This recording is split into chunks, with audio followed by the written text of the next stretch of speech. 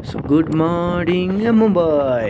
यो चाहिँ मैले अस्ति नै एउटा मुभी हेरेँ नि, त्यसमा चाहिँ यो लाइन थियो कि मलाई याद भइदिरहेको। सो अहिले चाहिँ गुड मर्निङ नेपाल।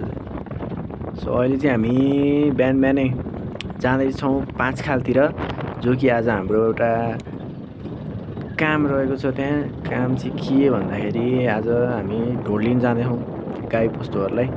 सो अहिले चाहिँ बिहानको 6:30 जति भइसक्यो अनि हामी चाहिँ निस्केको त 6:30मा निस्क्यो। अहिले त लगभग 7 जति बज्यो अनि जाँदाखेरि लगभग त्यो 8 बज्छ होला। अनि यो बाटोमा चाहिँ मैले आज साँच्ची मैले त्योवाला रेकर्ड गर्न पाएँ, तर मैले एउटा ग्रे हाउन्डको कुकुर देखाएको थिएँ कि ग्रे हाउन्ड, त्यो ब्रिडवाला यस्तो सही मस्कुलर थियो। मैले रेकर्ड चाहिँ गर्न पाइनँ है, तर नेपालमा तर स्ट्रिट डग के नेपालमा नि रहेछ भन्ने मैले देखेँ। यस्तो मस्कुलर हो नि, कुरा नगरौँ कि। सो अनि यहाँ चाहिँ म टोपी लगाएर एकदम चिसोदेखि माथि छता बसेर गएको, एकदम चिसो हावाले हानिरहेको थियो, त्यही भएर मस्त टोपी लगाएर घुम्म पर बसिरहेको थिएँ म। सो अब हामी चाहिँ आइपुग्न लाग्यो, अब धेरै टाइम बाँकी छैन।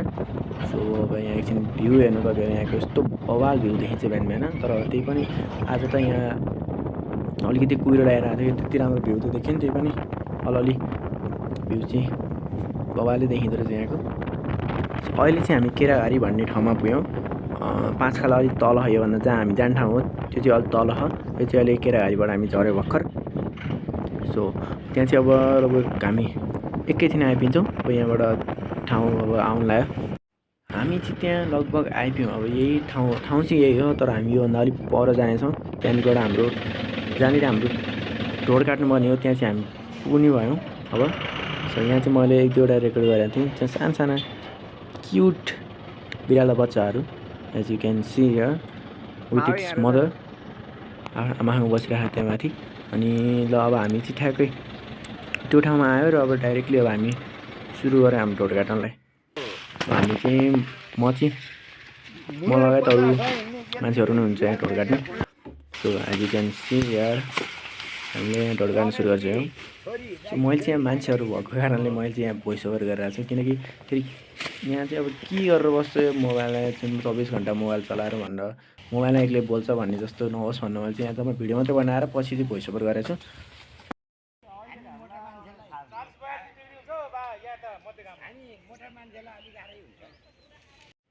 सो ढोड काटिसक्यो, अब यहाँबाट बोकेर चाहिँ गाडीसम्म लानुपर्ने हुन्छ।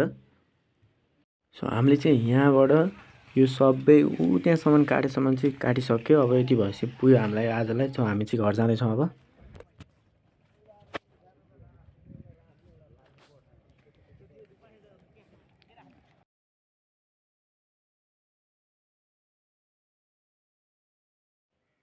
उहाँ चाहिँ मेरो मम्मी जो हात हल्लाइरहनु भएको टाढाबाट।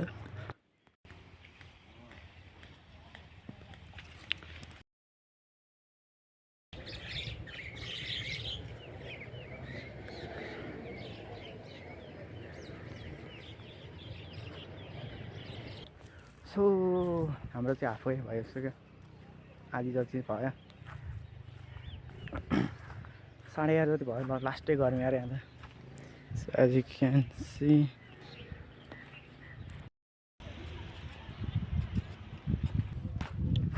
सो हामी चाहिँ टिप पुरा भयो। अब हामी चाहिँ सिधै घर लाग्दै। सो आजको लागि यति नै। यदि तपाईँलाई भिडियो मन पऱ्यो भने भिडियोलाई लाइक गरिदिनु, च्यानललाई सब्सक्राइब गरिदिनु र अर्को भिडियो चाँडै नै आउनेछ। आजको लागि यति नै। हस् त, बाई बाई।